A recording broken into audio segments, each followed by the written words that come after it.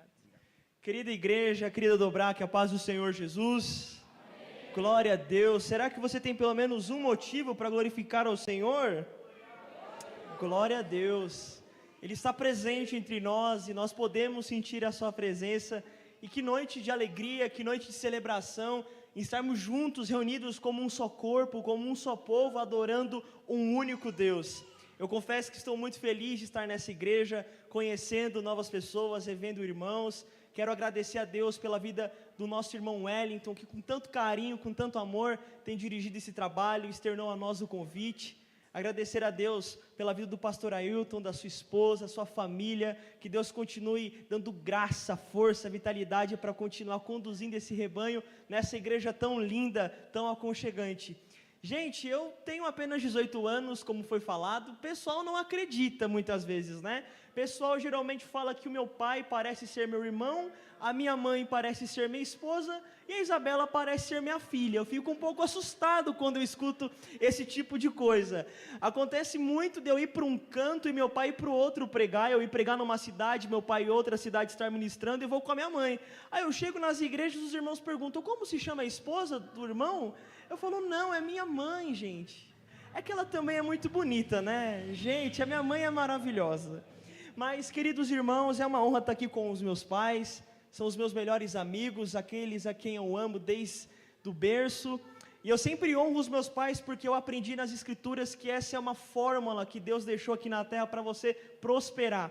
Eu posso dizer que com 18 anos tenho vivido muitas coisas, tenho vivenciado muitas bênçãos do Senhor e eu entendo que grande parte disso é porque eu honro o meu pai e minha mãe, que passaram já esse ano comigo por mais de 100 cidades ministrando a palavra de Deus, que trocam o conforto de casa pelas estradas. Eu admiro muito meu pai e minha mãe por serem esses incentivadores de Deus na minha vida. Eu quero aproveitar que você está prestando atenção e pedir que você abra ou ligue a sua Bíblia no tema dessa noite. Eu trago aqui o abraço do meu pastor, da minha igreja, o pastor Emerson Costa. Vocês recebem um abraço deles? Glória a Deus. Eu quero ser fiel ao tema, Mateus capítulo 16, versículo de número 13. Quem encontrar, se assim puder, coloque-se de pé para a gente ler junto.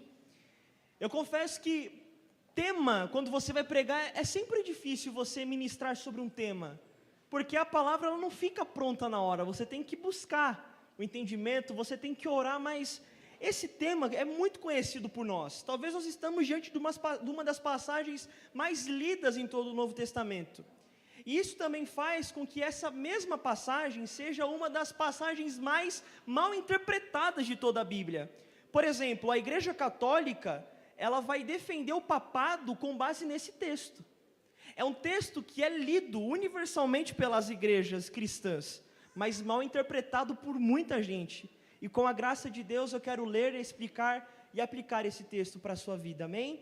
Mateus capítulo 16, versículo 13, a palavra de Deus diz assim: indo Jesus para a região de Cesareia de Filipe, perguntou a seus discípulos, quem os outros dizem que é o Filho do Homem? Eles responderam, uns dizem que é João Batista, outros dizem que é Elias, e outros dizem que tu és Jeremias, um dos profetas. Ao que Jesus perguntou, e vocês, quem dizes que eu sou? Eu estou lendo na Nova Almeida Atualizada, se tiver aí na mídia para a gente acompanhar na minha tradução, fica até melhor. E é nesse momento onde Jesus Cristo, ele pergunta para os seus discípulos, acerca do que eles pensavam sobre ele mesmo, que ele vai receber uma das maiores declarações da história. Nós vamos agora no versículo 16 ler o que eu tenho como a maior declaração da humanidade. Quando um homem pescador e letrado olha para o nosso Senhor Jesus, e no versículo 16 disse, o Senhor é o Cristo, o Filho do Deus vivo. Eu quero ler esse versículo com os meninos e com as meninas, e quando eu falar meninos, os meninos vão lá para o final do versículo falar vivo, e quando eu falar meninas, as meninas vão falar Cristo. Todo mundo entendeu? Então quando eu falar meninas, as meninas vão falar Cristo.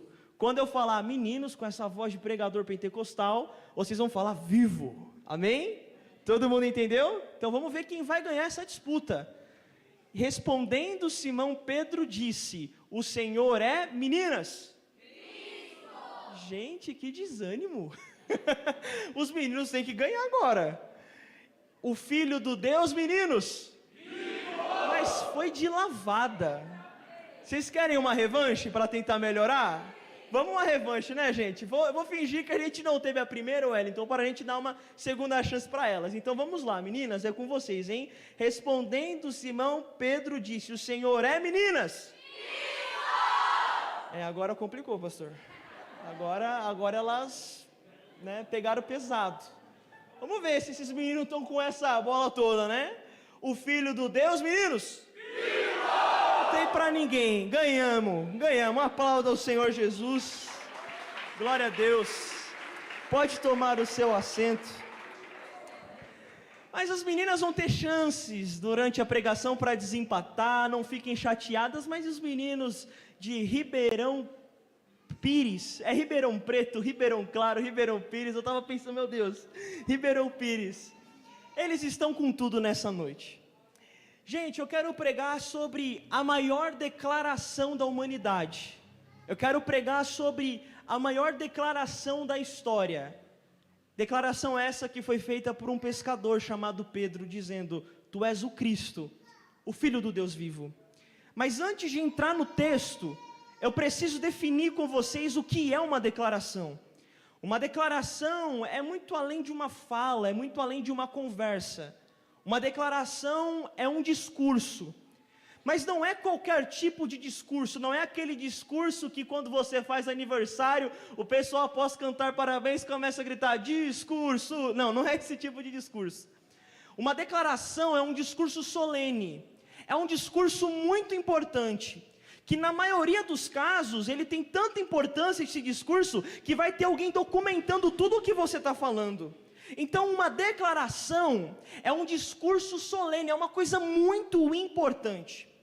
E Pedro, ele fez nesse momento, a declaração que eu julgo ser a maior declaração da história. Reconhecer que Cristo é o Filho de Deus. Ao longo da humanidade, eu particularmente gosto muito de história, eu não sei você, nós podemos olhar adolescentes que estão aqui para os anos, para os séculos, e notarmos que houveram muitas declarações. Por exemplo, em 1822 o nosso país teve uma declaração muito importante, alguém sabe qual foi? A Declaração de Independência. Um homem chamado Dom Pedro I estava às margens de um rio chamado Ipiranga, e quando ele ficou sabendo que Portugal estava chegando, o que ele disse? Independência ou morte. Essa declaração tornou o Brasil livre das agarras de Portugal. Você consegue entender que uma declaração vai muito além de uma conversa? Uma declaração é algo muito sério, que pode determinar o futuro de alguém, ou o futuro de uma nação. A partir de uma declaração, o nosso país se tornou independente de Portugal. Quando nós olhamos, por exemplo, para 1940, e não é uma aula de história, é uma pregação, mas você vai entender porque eu estou fazendo isso. O que estava acontecendo no mundo? A Segunda Guerra Mundial. Hitler havia preparado o partido nazista para atacar a Europa sem esforços, sem medida de esforços. De repente, quando todo mundo olhou para a Inglaterra, eles falaram: o que a Inglaterra vai fazer? O que a Inglaterra vai tomar como decisão? Aí o primeiro-ministro da Inglaterra, Winston Churchill, fez uma declaração em rede aberta, dando o seu posicionamento. Naquela declaração ele disse: olha, eu não tenho nada a oferecer além de sangue, lágrimas e suor. Estava declarada a guerra contra a Alemanha. Uma declaração resultou no que nós temos hoje como a Segunda Guerra Mundial, que gerou 80 milhões de mortes. Você consegue entender o que uma declaração pode fazer com a humanidade? Uma declaração na humanidade tornou o Brasil independente. Uma declaração na Europa gerou 80 milhões de mortos. Quando nós olhamos, por exemplo, para 1963... os Estados Unidos estavam vivendo o auge da sua segregação racial. Brancos e negros não estudavam juntos. Brancos e negros não frequentavam a mesma escola. Brancos e negros não tinham acesso ao mesmo hospital. Mas de repente um pastor chamado Martin Luther King decidiu aparecer numa praça para toda a imprensa americana, fazendo uma declaração chamada I have a dream, eu tenho um sonho. E a partir daquela declaração, brancos e negros começaram a estudar no mesmo lugar. Brancos e negros tinham acesso ao mesmo hospital. Brancos e negros utilizavam o mesmo ônibus. Por quê? Porque alguém se posicionou e fez uma declaração. Em 1969, teve uma das declarações mais impactantes da história. A NASA enviou um foguete para a Lua numa missão chamada Apollo 11, e o primeiro astronauta a pisar na Lua, Neil Armstrong, pisou o seu pé e ele fez uma declaração. Qual foi essa? Um pequeno passo para a humanidade, um pequeno passo para o homem, um grande salto para a humanidade. Uma declaração que mudou para sempre o rumo dos Estados Unidos, tornando-se a partir daquele dia a maior potência econômica do mundo. Declarações que geraram resultados nas suas respectivas gerações. Declarações que impactaram a humanidade. Declarações que revolucionaram a humanidade. Mas um dia, há 2000 anos atrás, um homem pecador, iletrado, um homem pecador que não era conhecido por ninguém ainda, decidiu fazer uma declaração. A declaração que esse homem fez não era um pequeno passo para um homem, um grande salto para a humanidade. A declaração que esse homem fez não foi independência ou morte. A declaração que esse homem fez não é eu tenho suor, lágrimas para entregar, não. A declaração desse homem foi: tu és o Cristo, o Filho do Deus vivo. Essas declarações, elas têm poder, as que eu falei anteriormente, para mudar uma circunstância terrena. Elas têm poder para mudar um quadro político. Elas têm poder para revirar a economia. Mas só existe uma declaração na história que tem poder para salvar a humanidade. E não foi falada por Dom Pedro I, não foi falada por astronauta, por Luther King, não. Foi uma declaração falada por um discípulo. Essas outras declarações geraram revoluções.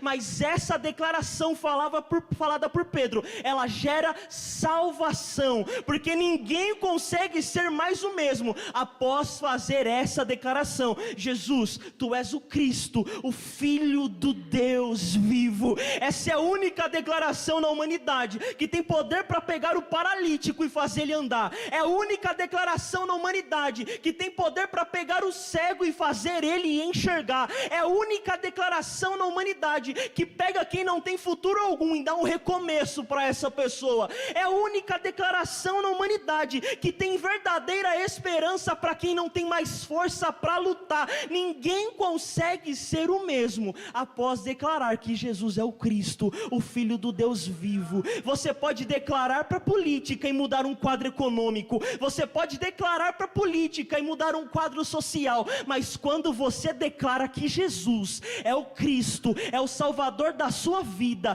você não está pensando no que vai acontecer aqui na terra, você está pensando o que Deus vai proporcionar para você na eternidade. É um tipo de declaração que é atemporal, ou seja, você declara hoje para viver eternamente aquilo que o Cristo pode fazer por você.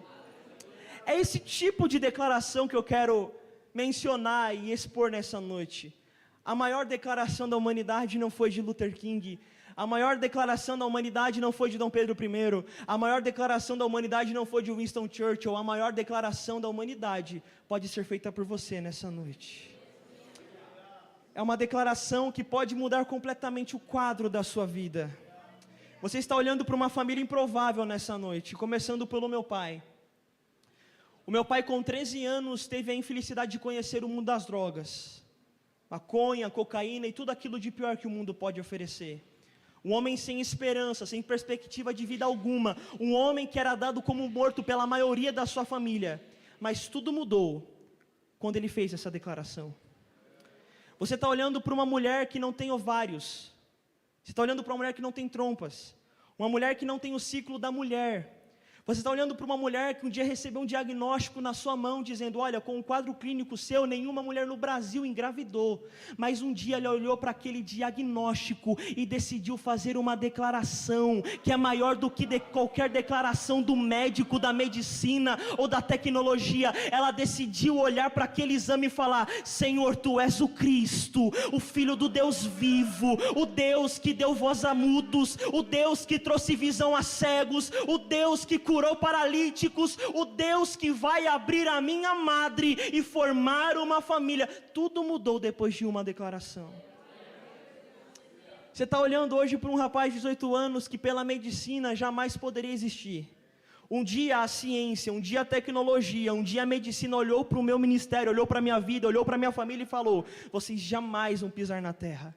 Mas um dia, um homem e uma mulher decidiu declarar que haveria vitória naquela casa. E hoje eu estou dizendo que a partir de uma declaração nessa noite, tudo pode mudar na sua vida, adolescente. A minha adolescência nem sempre foi regada e inspirada por Deus. Eu nasci num berço evangélico, termo conhecido por nós, como alguém quando nasce em uma família evangélica, mas nem sempre eu fui evangélico, porque o erro de muitos jovens e adolescentes que nascem em uma família evangélica é achar que eles já se converteram na sua nascença, e não, nós temos que passar pela conversão, assim como os nossos pais passaram. A minha adolescência era muito normal, sem sentido, sem propósito, mas o que não tinha propósito tornou a ter propósito, quando eu com 13 para 14 anos, decidi declarar que Jesus era o Cristo, era o Salvador da minha vida. Então tudo pode mudar nessa noite para você. Essa noite pode ser a maior noite da sua vida. Talvez essa noite possa ser para você uma data que vai ficar marcada para sempre na sua memória. Tudo isso vai depender de você, porque Deus já está na casa, o Espírito já está entre nós, a Bíblia já está aberta, a palavra já está sendo pregada. Só vai depender de você levantar a sua mão e declarar: Senhor, me usa, Senhor, Tu és o Cristo, Senhor, Tu és o Rei da minha vida. Só vai depender de você. Pode ser uma virada de chave para a sua vida nessa noite, a partir de uma única declaração. Todo mundo está entendendo? Glória a Deus. O versículo 13, se tiver como colocar para a gente acompanhar nas televisões, ele vai dizer assim: indo Jesus para a região de Cesareia de Filipe, perguntou aos seus discípulos: quem os outros dizem que é o Filho do Homem? Quando nós olhamos, meus irmãos, você que está com a sua Bíblia aberta, você vai ver do versículo 5 ao 12, que Jesus ele estava ensinando os seus discípulos. Ele havia pegado os seus discípulos e levado para uma espécie de sala de aula. E qual era a matéria dessa aula de teologia? Jesus estava falando sobre heresias. É quando ele fala sobre o fermento dos saduceus e dos fariseus, apresentando o perigo de você dar ouvidos a doutrinas mundanas, a doutrinas falsas ou a doutrinas religiosas.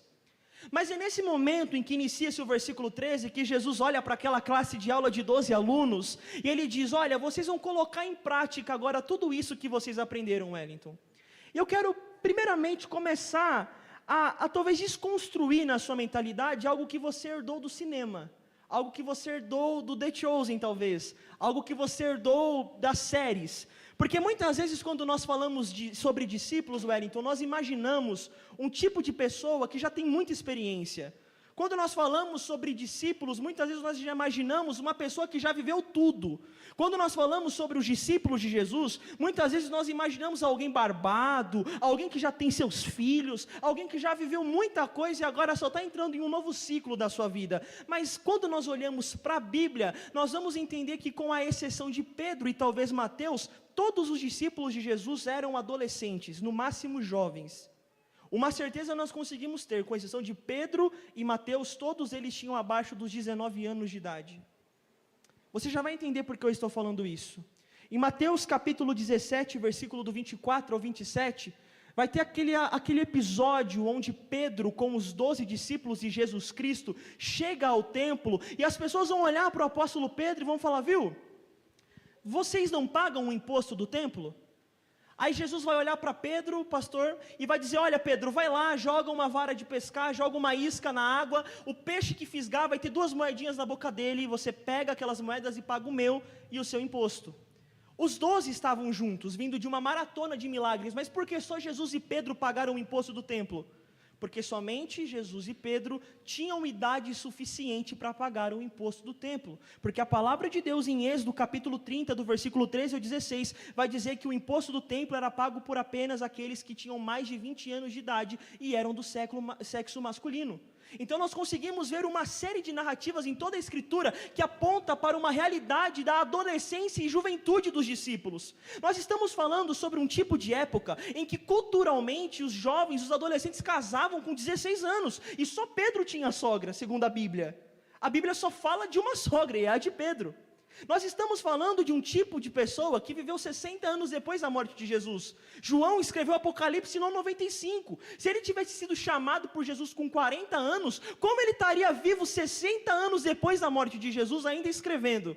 Então, quando nós olhamos para o relato bíblico, nós conseguimos compreender que quando o próprio Deus pisou na terra e decidiu implantar a igreja e começar a levantar missionários e pregadores, ele olhou para a humanidade e falou: olha, eu tenho ótimos obreiros nessa terra. E qual é a idade deles? 40, 50, 60 anos? Não, eu vou levantar esses também, mas eu vou começar pelos adolescentes, eu vou começar pelos jovens, porque eles têm tempo para gastar, eles não têm tantas preocupações como os pais deles têm, eles têm energia, eles têm vitalidade, eles têm ânimo. Então eu vou começar com adolescentes, com jovens. Então você que está aqui, jovem, não tem mais aquela desculpa para começar a viver o seu chamado só daqui 20, 30 ou 40 anos. Deus quer te usar na sua adolescência.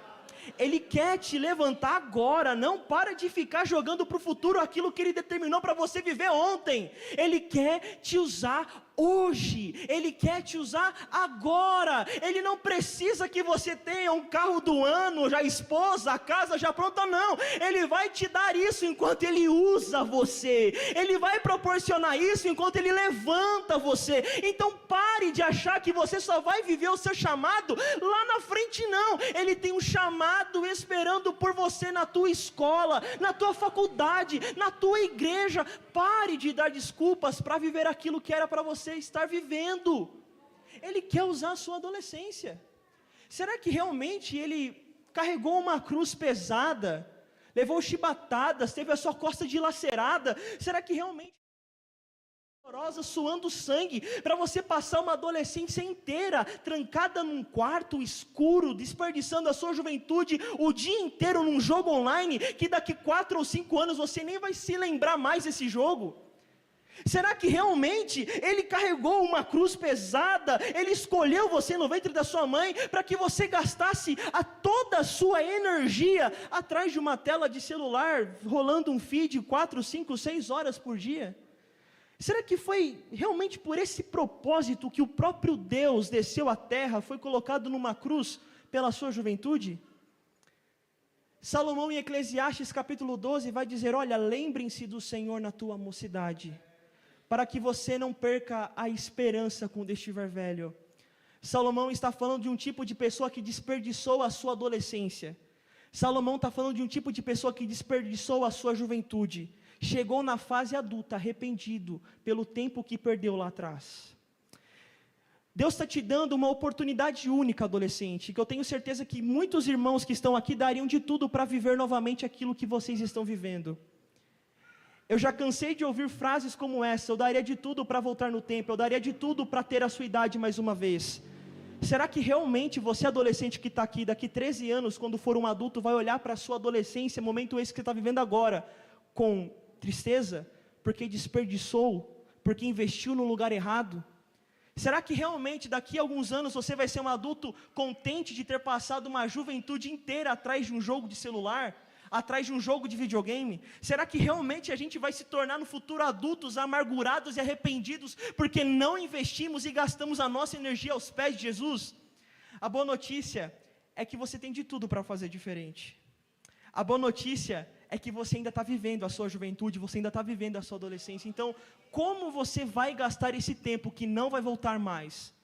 Você só vai ter uma oportunidade de ser adolescente. Daqui 3 anos, daqui 4 anos, daqui 5 anos, você definitivamente não será mais um adolescente. Então, como você vai usar esse tempo que resta? Em prol do que você vai dedicar a sua vida? A quem você vai gastar o seu tempo? Tem que fazer uma escolha nessa noite. Eu aconselho você a escolher por Jesus Cristo. Quem investe tempo com o Senhor Jesus não se arrepende, pelo contrário, só desfruta do que tomou como decisão. A Bíblia nos aponta muitos adolescentes que investiram a sua vida para a obra de Deus. Quando Deus precisava de alguém na Babilônia, quem ele levanta? Alguém muito sábio, inteligente? Não, ele levanta um menino de 16 anos chamado Daniel. Quando ele precisava de alguém no Egito, quem que levanta? Um guerreiro forte, bravo? Não, ele levanta um menino de 17 anos em Gênesis 37, chamado José. Quando ele precisava de uma missionária na Síria, quem que levanta? Uma menina, que nem nome na Bíblia tem, para fazer a obra que muitos adultos não conseguiriam fazer. Quando ele precisava de alguém para ser profeta das nações, quem ele levanta? Uma criança que mal sabia falar, chamada Jeremias. Então pare de dar desculpas para o chamado que o Senhor colocou na sua vida. E para os irmãos de mais experiência que acharam que ficariam fora da palavra de Deus, olha, não está cedo demais para começar, nem tarde demais para terminar. Quando Deus precisava construir uma nação, quem que ele levanta? Um jovenzinho de 75 anos chamado Abraão. Quando ele precisava de um libertador cheio de vitalidade para entrar no Egito, quem que ele levanta? Um rapazinho de 80 anos lá no deserto de Midian chamado Moisés. Quando ele precisava de um sumo sacerdote para o povo, quem é que ele levanta? Um rapaz de apenas 88 anos chamado Arão. Não está cedo demais para começar, mas se alguém falou que já está tarde para terminar, pega a Bíblia. Não acabou o tempo. Se tem ar nesse pulmão, gasta a sua vida para Jesus. Deus está levantando adolescentes e jovens hoje, mas está encorajando os de mais experiência para não largar o cajado, porque ainda tem fôlego nesse pulmão e você vai gastar na obra do Senhor em nome de Jesus. Eu não sei o que falaram para você, mas Deus quer te usar. Então, o Senhor Jesus, ele tira os seus discípulos, o Wellington, da sala de aula. Ele fala para aquela Dobrac linda assim: olha, vocês vão colocar em prática tudo que vocês aprenderam. E aí no versículo 13, o que a palavra vai dizer? Tem como pôr na tela, por gentileza? Vamos acompanhar o versículo. Indo Jesus para a região de Cesareia de Filipe. Vou parar por aqui. Indo Jesus para Cesareia de Filipe. Eu acho isso muito interessante, pastor Newton, porque quando Jesus quis colocar em prática aquela garotada dos discípulos, para onde ele levou os seus discípulos? Para Jerusalém? Para a Judéia? Para Galiléia? Não. Ele levou os seus discípulos para um lugar que a Bíblia chama de Cesareia de Filipe. A Bíblia nos apresenta duas cidades chamadas Cesareia. A Cesareia Marítima, que era a capital comercial da Judéia, que ficava na costa do mar Mediterrâneo. Mas não é para lá que o Senhor Jesus leva os seus discípulos, porque Ele não queria que os seus discípulos tivessem aula de economia. Ele leva para onde então? Ele leva para uma cidade chamada Cesareia de Filipe. E por que o Senhor Jesus coloca aqueles adolescentes em Cesareia de Filipe? Primeiro, acredita-se que no passado, essa cidade era aquela mesma cidade de Josué capítulo 11, chamada Baal-Gade. Se você pegar a geografia de Baal-Gade e a geografia de Cesareia de Filipe, você vai ver que nós estamos falando da mesma cidade. E o que era Baal-Gade? Baal-Gade era o centro de idolatria mundial ao deus Baal. Olha aonde o Senhor Jesus está colocando aqueles adolescentes para exercer seu ministério. Como que Baal era adorado nessa cidade? Primeiro, com imoralidade sexual. Uma das formas de cultuar Baal era com a imoralidade sexual. E qual era a segunda forma de cultuar Baal? Com sacrifício de crianças.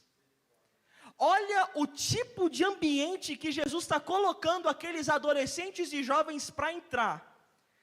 E você quer hoje um lugar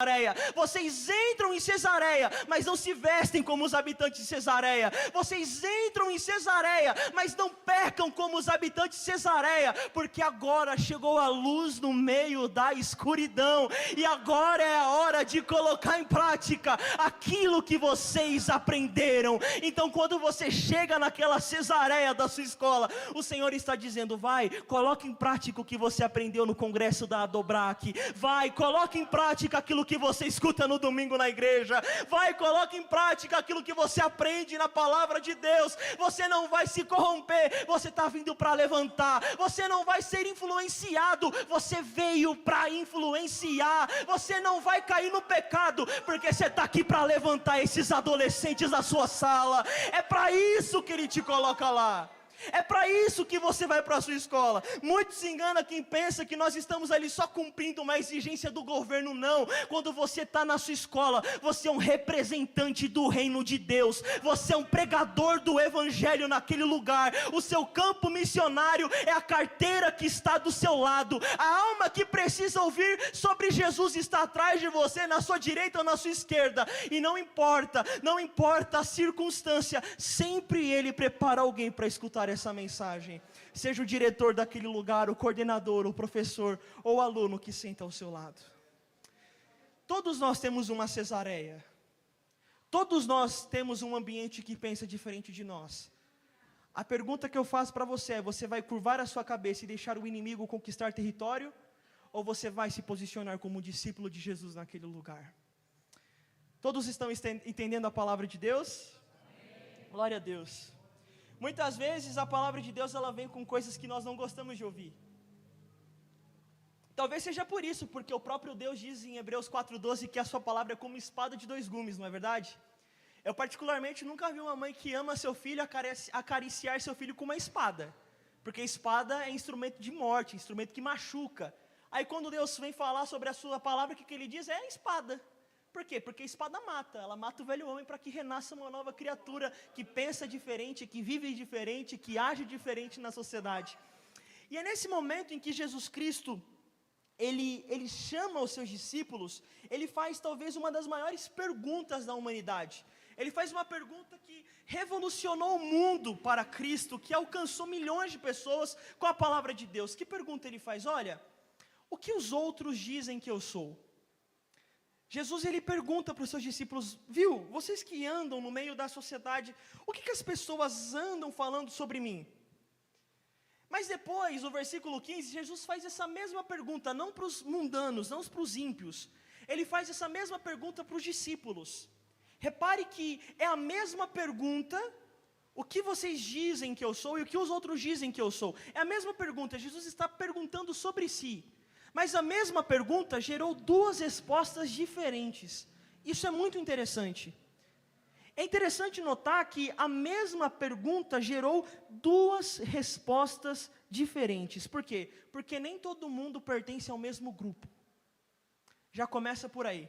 Por que a mesma pergunta gerou respostas diferentes? Porque nem todo mundo que respondeu essa enquete pertencia ao mesmo grupo. Jesus ele começa fazendo uma divisão de dois grupos de pessoas que estão na sociedade. O versículo 13 vai dizer: o que os outros dizem que eu sou?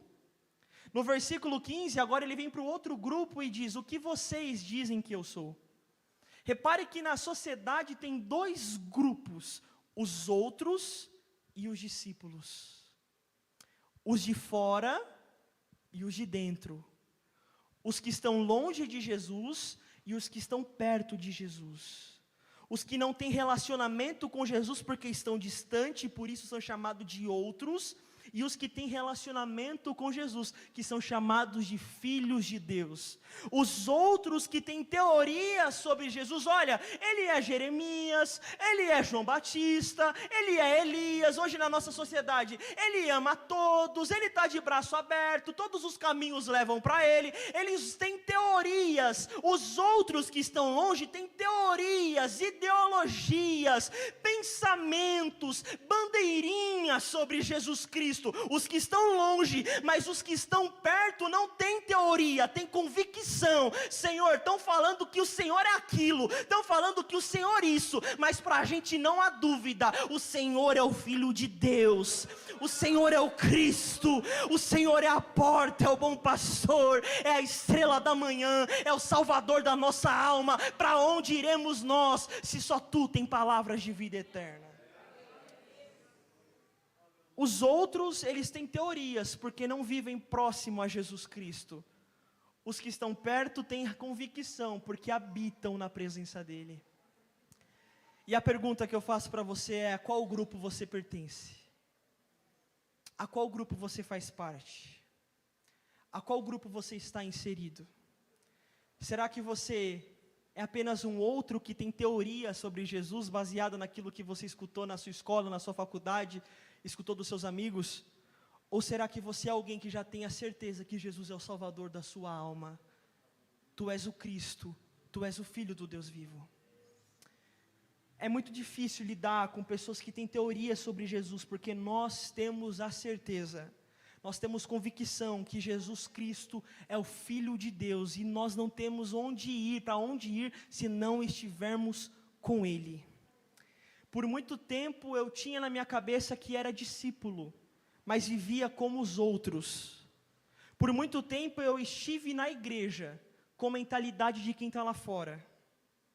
Por muito tempo eu fui um adolescente, que estava nas programações, mas vivia como aqueles que têm apenas teoria sobre Jesus Cristo.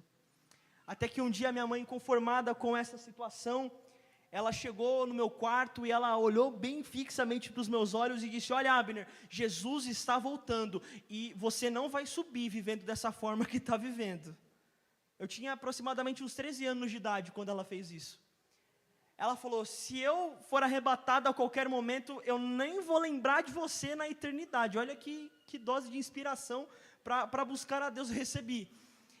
E ela olhou para mim, ela estava muito inconformada, porque eu estava na igreja, mas vivendo como mundano. Eu estava nas programações, mas não vivia a programação. Eu estava no culto, mas o louvor, eu estava desligado do culto. Os irmãos se quebrantando e eu parado, morto, sem viver, sem cantar. A minha mãe ficou indignada com isso, e ela chegou em casa e ela falou: Abner, a partir de hoje, eu não estou pedindo, eu estou mandando. Todo dia você vai ler um capítulo da Bíblia, vai fazer um resumo para mim e vai entregar nas minhas mãos. Por quê? Porque minha mãe não estava de acordo em ter na sua casa alguém que tinha teoria sobre Jesus Cristo. Ela queria alguém que tinha convicção que Jesus Cristo era o Filho de Deus. Aí eu comecei na mera e espontânea pressão, Wellington, da minha mãe, a estudar a palavra de Deus, a buscar conhecimento da palavra de Deus, porque eu falei: não, eu não vou questionar, né? Já que ela mandou, eu vou fazer, porque embora minha mãe seja muito linda, ela também é muito brava. E aí eu comecei, meus irmãos, a ler a Escritura por conta dessa imposição que foi colocada na minha casa. Todo dia você vai ler e vai deixar um resumo na minha mesa do quarto. E eu comecei a ler da palavra de Deus, e eu fui conhecendo ao Senhor Jesus, e de repente resumos que tinham 4, 5, 6 páginas, 6 linhas, começaram a ter 4, 5, 6 páginas. E aí a gente começou a fazer cultos em casas, e aqueles esboços, aqueles resumos se tornaram em pregações, e ali começou uma vida de discípulo de Jesus. Tudo isso porque a minha mãe se posicionou indignada de ter alguém que tinha teoria sobre Jesus. Ela queria que eu tivesse convicção. Talvez você está vivendo de uma forma na qual você só tem teoria sobre Jesus Cristo. Você tem teorias que Jesus pode salvar, você tem teorias que Jesus pode fazer milagres, como os outros que estavam distante tinham. Eles tinham teorias sobre Jesus. Olha, Jesus é Jeremias, Jesus é João Batista, Jesus é Elias, Jesus é amor. Tá, mas será que você realmente tem convicção que Jesus quer te salvar? Será que você realmente tem a convicção, adolescente, que Jesus tem um propósito para a tua vida? Então hoje Ele tirou você da sua casa para vir a essa igreja, para deixar as teorias de lado e abraçar uma convicção que Ele quer te usar. Abraçar a convicção que Ele é o Cristo, que ama você e quer te usar na sua escola, na sua faculdade. Então, nesse resto de tempo que tenho, nesse momento final, eu queria pedir que você se colocasse de pé. Se o pessoal do louvor quiser vir aqui para a gente fazer uma oração junto enquanto eles louvam ao Senhor. dentro do tempo que eu tenho, eu quero orar pela sua vida, adolescente. Segunda-feira você vai retornar para a sua escola, você vai retornar para a sua faculdade, vai retornar para o seu trabalho. E a grande questão é, será que você retorna para esse ambiente com teorias? Ou será que você retorna para esse ambiente com convicção? Que Ele é o Cristo, o seu Salvador, o seu Senhor, aquele a quem amou você, se entregou numa cruz por você. Ele quer te usar. Nessa palavra a gente aprende que a maior declaração da história não foi uma coisa revolucionária apenas, foi uma coisa que salvou a humanidade. E é esse tipo de declaração que Ele está entregando para você nessa noite. Você vai retornar para a sua escola e você não vai apenas jogar conversa fora, você vai declarar sobre aquele ambiente a mesma declaração que Pedro um dia fez naquele pé da montanha do Monte Hermon. Tu és o Cristo, o Filho do Deus vivo. Tem muita gente na sua sala precisando escutar essa declaração. Tem muita gente no seu trabalho precisando escutar essa declaração. Não é uma mera declaração de dependência, é uma declaração que pode salvar aquela vida. Então, nesse momento, a minha oração é para que Deus, Ele te tome por uma coragem, pelo Espírito Santo, e você, sem pensar duas vezes, comece a declarar por onde você passar, que Jesus Cristo é o Filho do Deus vivo. Para que Deus tome você de ousadia, não para declarar teorias, mas declarar a convicção que Jesus Cristo salva, que Jesus Cristo transforma e purifica. Feche os teus olhos comigo, Senhor, meu Deus e meu Pai. Eu quero, Senhor, orar nesse momento, Senhor Jesus, pela vida de cada adolescente que está aqui, Senhor.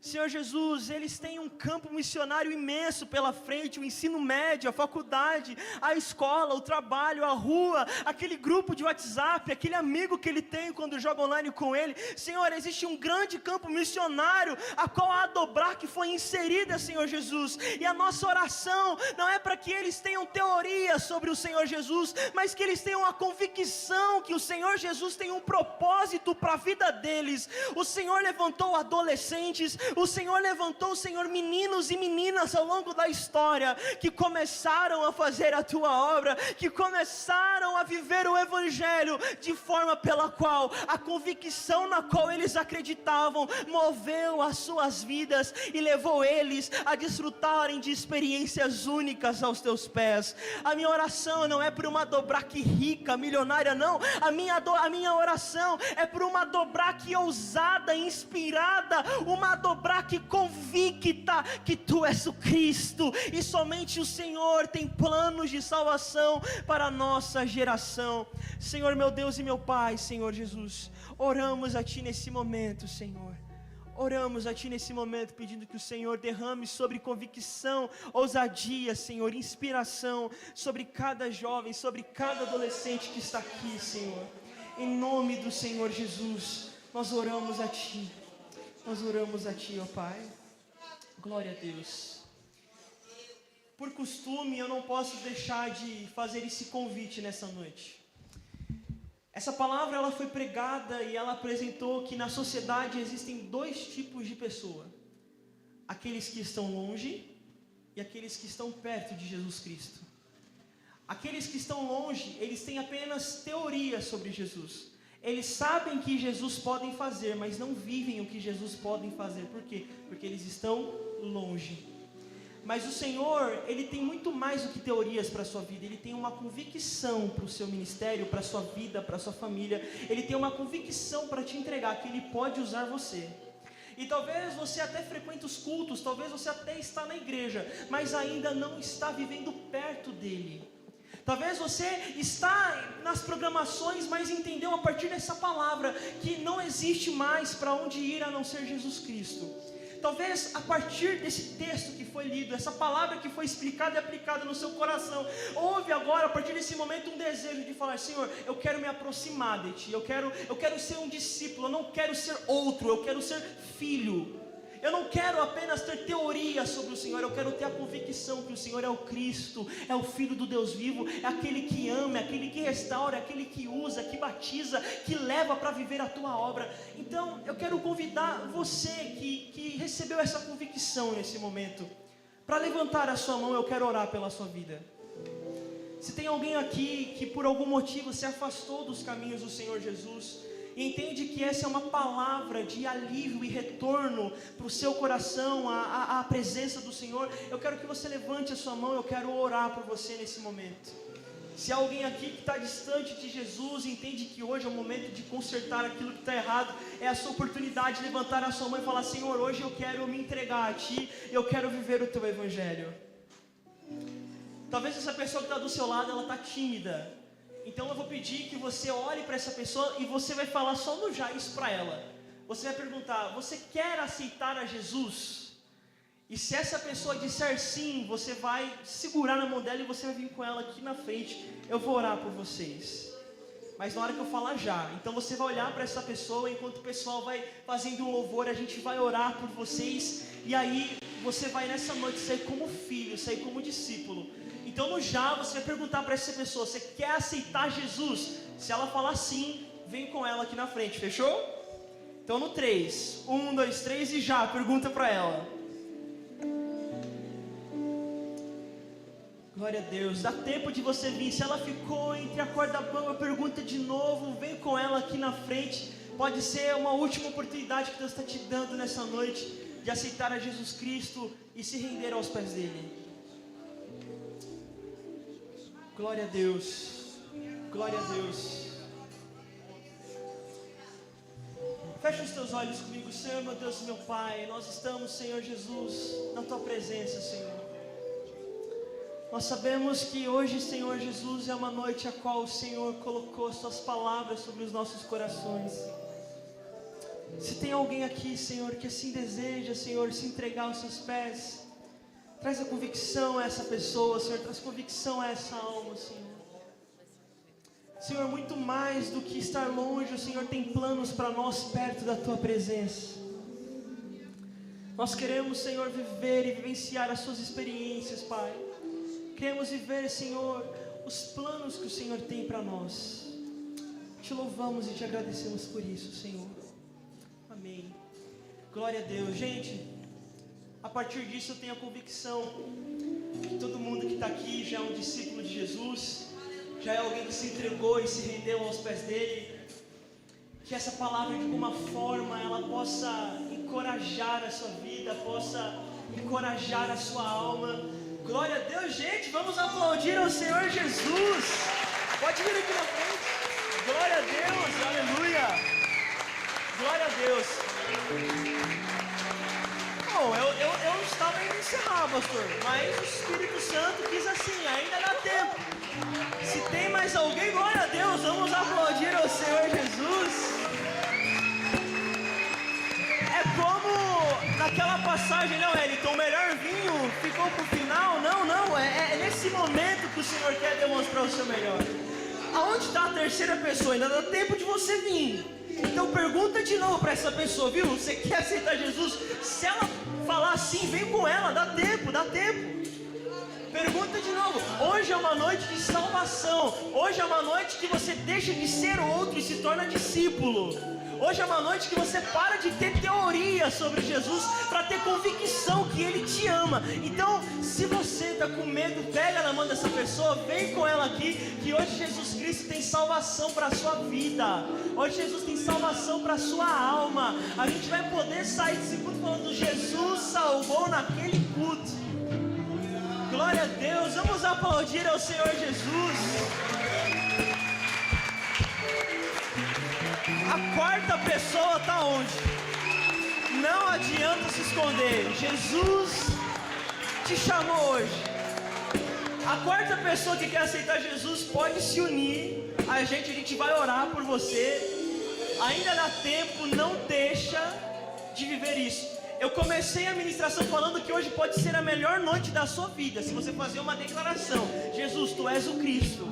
Deus está te dando essa oportunidade de declarar hoje que você quer aceitar Ele. Jesus está te dando essa oportunidade nessa noite. Se você quer falar: Senhor, eu quero te servir, eu quero te amar, eu quero viver por você, ainda dá tempo. Glória a Deus. A igreja está feliz? Você pode glorificar ao Senhor Jesus? Glória a Deus.